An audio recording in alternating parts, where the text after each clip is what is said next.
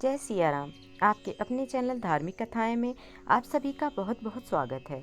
बसंत पंचमी के दिन मान्यता है कि सौभाग्यवती स्त्रियां अपने पति की लंबी आयु की कामना कर धोबिन से सुहाग लेती हैं। इस दिन इस सुहाग लेने की रस्म से उन्हें देवी सरस्वती के साथ साथ माता तुलसी का भी शुभ आशीर्वाद प्राप्त होता है।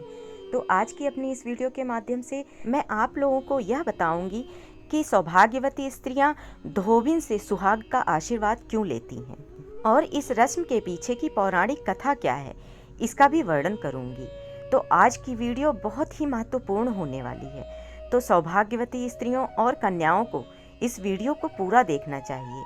और यदि आपको ये वीडियो पसंद आए तो कृपया लाइक करें, और यदि आप मेरे चैनल पर नए हैं तो चैनल को सब्सक्राइब करें, साथ ही बेल आइकन को भी प्रेस कर दें ताकि मेरी वीडियोस के नोटिफिकेशन आप सभी को मिलते रहें। और कमेंट बॉक्स में माता सरस्वती और माता तुलसी का नाम लेना भी ना भूलें। उत्तर भारत के कई क्षेत्रों में जब किसी कन्या का विवाह होता है तो विवाह की सारी रस्में जब शुरू होती हैं तो उसके पहले ही एक रस्म होती है सुहाग देने की, जिसमें धोबिन उस कन्या को सुहाग देती है। सुहाग देने के लिए वह अपनी मांग का सिंदूर उस कन्या की मांग में भरती है। मान्यता है कि इस प्रकार से सुहाग लेने की यह जो परंपरा है उसमें उस रात को धोबिन के पति के प्राणों पर बहुत बड़ा संकट होता है। उसके बावजूद भी धोबिन अपना सुहाग उस कन्या को देती है और उस कन्या को सदा सौभाग्यवती होने का आशीर्वाद देती है। उत्तर भारत के कई क्षेत्रों में यह रस्म निभाई जाती है, जिसमें सर्वप्रथम कन्या की मांग में उसके पति द्वारा सिंदूर नहीं भरा जाता बल्कि धोबिन के द्वारा ही सिंदूर भरा जाता है। जिस प्रकार से कन्या के विवाह के दिन यह रस्म पूरी की जाती है, ठीक उसी प्रकार से बसंत पंचमी का यह शुभ दिन माता सरस्वती और माता तुलसी को समर्पित है। इस दिन माता सरस्वती और माता तुलसी की पूजा की जाती है। इसके साथ ही बसंत पंचमी को सुहागिन औरतें माता तुलसी की पूजा करती हैं। कहा जाता है कि यदि इस दिन औरतें अपने पति की लंबी आयु की कामना के लिए माता सरस्वती और माता तुलसी की पूजन के साथ साथ धोबिन से सुहाग लेती हैं तो उनका सुहाग अजर अमर हो जाता है। हिंदू धार्मिक मान्यताओं के अनुसार बसंत पंचमी के दिन यदि औरतें सुबह सूर्योदय से पहले उठकर स्नान आदि करके स्वच्छ और पीले रंग के वस्त्र धारण करें, इसके बाद मां सरस्वती और माता तुलसी की पूजा करें। पूजा में माता तुलसी को पीले रंग की चूड़ियाँ, पीले वस्त्र, पीला सिंदूर और सुहाग का सामान अर्पित करना चाहिए। इसके साथ ही माता तुलसी को पीले रंग का भोग और कुछ मीठा भोग लगाना चाहिए और अपने पति की लंबी आयु और अच्छे जीवन की कामना करनी चाहिए। ऐसा माना जाता है कि यदि धोबिन अपने मांग का सिंदूर सुहागिन औरतों को देती है तो उससे इनके सुहाग की आयु बढ़ती है, क्योंकि इस दिन धोबन से सुहाग लेना बहुत ही शुभ माना जाता है। इसकी कथा शिव शक्ति से जुड़ी हुई है, जो इस प्रकार है। एक बार की बात है, एक घर में 3 स्त्रियां थीं, माँ, बेटी और बहू। उनके घर पर अक्सर एक साधु भिक्षा लेने आया करता था। वो साधु बहू को दूधो नहाओ, पूतो फलों का आशीर्वाद देता, जबकि बेटी को धर्म बढ़े, गंगा स्नान का पुण्य प्राप्त हो, ऐसा आशीर्वाद देता था। साधु के आशीर्वाद पर माँ ध्यान दे रही थी और एक दिन साधु से उन्होंने पूछ ही लिया कि तुम बेटी को ऐसा आशीर्वाद क्यों देते हो। साधु ने बताया कि तुम्हारी बेटी का सुहाग खंडित है। इस पर माँ बहुत व्याकुल हो उठी और उन्होंने तुरंत ही साधु से इसका उपाय पूछा। तो साधु ने बताया कि यदि तुम्हारी बेटी किसी धोबिन की सेवा करे या फिर उसके घोड़े बांधने वाले स्थान की साफ सफाई करे तो उसकी इस समस्या का समाधान हो सकता है। इसके बाद से ही बेटी ने धोबिन की गधे बांधने वाली जगह की साफ सफाई शुरू कर दी। धोबिन के पूछने पर लड़की ने सारी बात बताई। बातें सुनकर धोबिन बोली कि तुम पर मेरा आशीर्वाद हमेशा रहेगा। जब भी तुम्हारा विवाह हो तो मुझे अवश्य बुलाना। तुम्हारे विवाह में आकर मैं तुम्हें अपना सुहाग दूंगी, जिससे तुम्हारा यह संकट कट जाएगा। जब लड़की का विवाह हुआ तब धोबिन का पति बीमार था, फिर भी लड़की के विवाह का निमंत्रण पाते ही वह आशीर्वाद देने पहुंच गई। फेरों के समय धोबिन ने अपनी मांग का सिंदूर लड़की की मांग में भर दिया और अखंड सौभाग्यवती का आशीर्वाद दे दिया।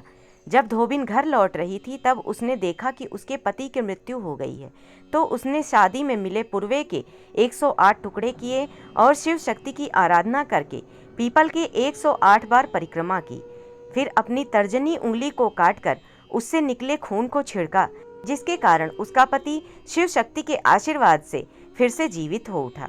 तभी से यह परंपरा चली आ रही है कि यदि कोई भी कन्या शादी की सुबह या बसंत पंचमी के दिन धोबी से सुहाग लेती है तो उसे अखंड सौभाग्यवती होने का आशीर्वाद प्राप्त होता है। इस सुहाग लेने की परंपरा के विषय में हिरण्यगर्भ में भी एक कथा प्रचलित है। इस कथा के अनुसार काशी नगर से सटा एक गांव है शिवपुर। इसी शिवपुर में रहती थी गंगा भौजी। इनके पति का नाम था शंकर। वे गांव भर के भैया हो गए थे क्योंकि गंगा गांव भर की भौजाई थी।